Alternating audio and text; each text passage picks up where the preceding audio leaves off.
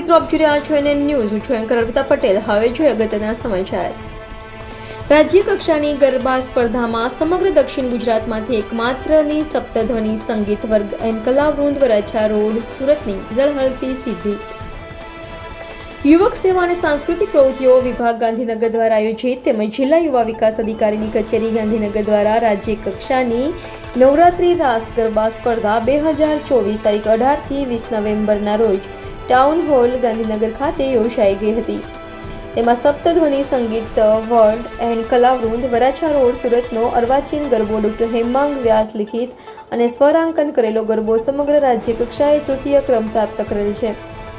સમગ્ર દક્ષિણ ગુજરાતમાંથી એકમાત્ર ગ્રુપ રાજ્ય કક્ષાએ નંબર પ્રાપ્ત કરીને સમગ્ર દક્ષિણ ગુજરાતનું નામ રોશન કર્યું છે.